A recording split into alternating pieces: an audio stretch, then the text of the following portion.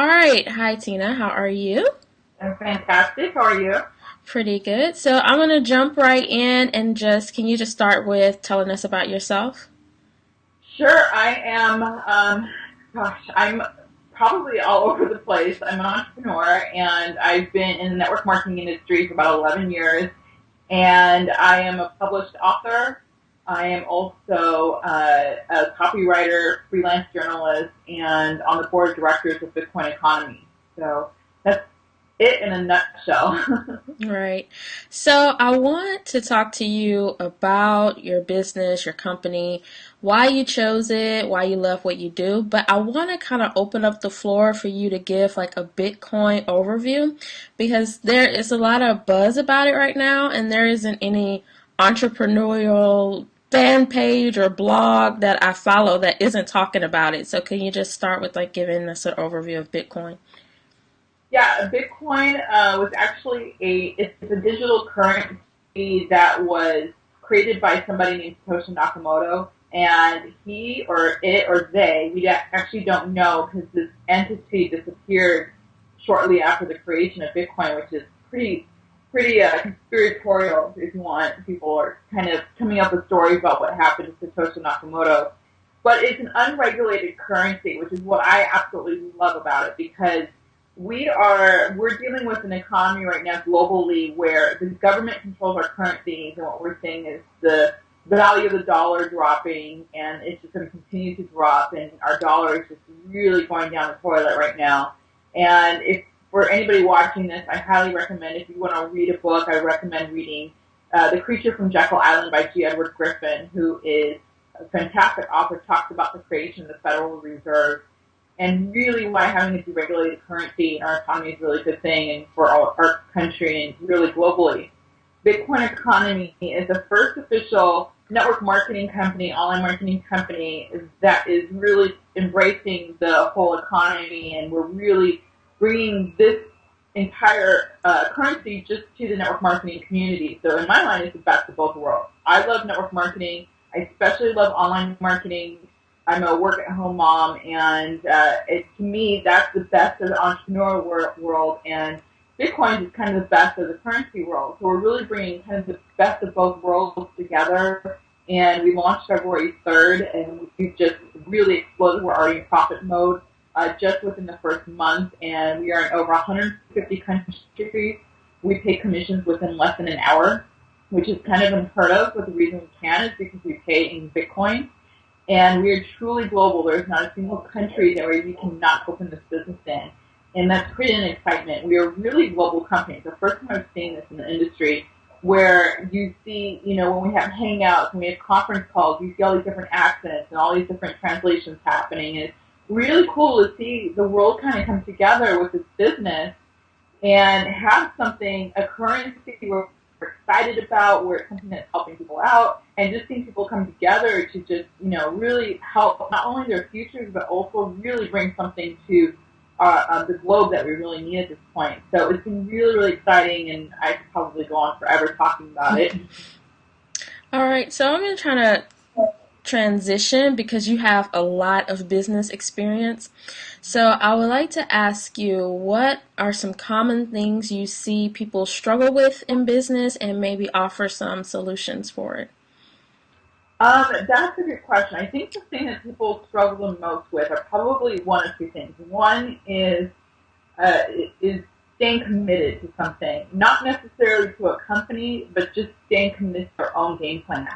I think that people get caught up in the vision of leadership and they forget what their own vision is. And I think the most important thing is to stop thinking about what is your sponsor saying, what is your mentor saying, and start saying, what do I want? And really sit down and try to figure out what that is and go back to the drawing board essentially and decide what that is and figure out a game plan that works around that. I'm sorry, I hope you guys can't really hear the dogs barking. I'm hoping my daughter doesn't come in here yelling, so it's life, right? Yeah, exactly. So I would say just really figuring out what it is you want and developing the vision and learning what your why is. And I think a lot of people quit this business because they don't see the bigger picture and it becomes comfortable to live in their lifestyle. But if they have a really big why, whether it's retiring your parents or your spouse or paying for your children's education, something that really moves you, I think that'll keep you on track. And I think the other thing is that the other thing people really have a challenge with is hearing other people's opinions.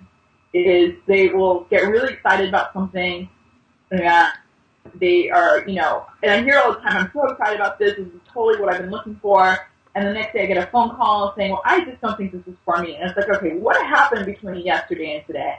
And 99.9% of the time is they heard opinion from somebody else that this is a scam or this isn't work or they're business minded or something.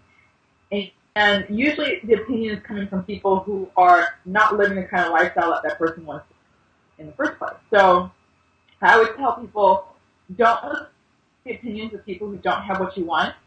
If you want to have a long-lasting marriage, then ask somebody who had a long-lasting marriage what the secret is. If you want to make $1 million in a year, ask somebody who's made $1 million or more in a year what they did. If you want to have a successful business, ask somebody who's had a successful business. If you want to have loyalty in your sales organization, find somebody who has that and ask what they've done. And I think that's the most important thing. The biggest mistake we make, not only in business but I think in life, is that we just seek advice from the wrong people. Yes, you touched on two like extremely important topics, and the very first thing is something I can totally relate to because you're told follow the leader, and you want to follow people who are successful and have what you have, but at the same what you want, but at the same time you want to be true to you. So I like what you said about being committed to your vision, which means you're committed to your vision that may mean you have to change the plan. You may have to change some things, but the overall vision is something that you're committed to. So I really like that you mentioned that. Thank you. So I want you to share maybe some goals that you have for yourself.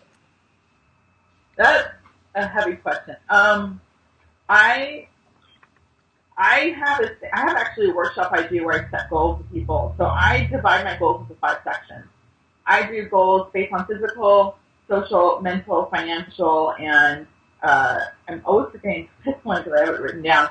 But I break it down because I think a lot of people set goals like financial or business, and they don't set goals and otherwise. But I'll just stick to business because the other stuff is more personal. Right. But my financial goals really are to, and some people it's going to sound crazy, but my goal is to be the #1 income earner in network marketing by the time I'm 40 years old. I'll be 36 in April, so I have 4 years to do that. And I also have a goal to hit $130,000 a month by the end of this year in network marketing in general. So those are my financial goals. My goals business-wise, I have quite a bit. I'm a published author, so I want to become a New York Times bestseller. Of course, I have to become a bestseller in different lists first. And, I have 5 books coming out this year. I had 5 come out last year. So I have a lot of goals. I have 4 different careers going on. So I have goals within each one of them. And I'm always trying to raise the bar. And within my team, I have goals. So it's just a heavy question. I literally could probably spend all day talking about all the things I want to do. But that's kind of the gist of at least my network marketing and my books and stuff as far as that goes. All right. Well, as we know now, you have a whole lot going on, but do you have any like special events coming up, any webinars, things like that? I have Blog Goddess Radio, which is live every Tuesday and Thursday at 9 p.m. Eastern, and that can be found on my website, thebloggoddess.com.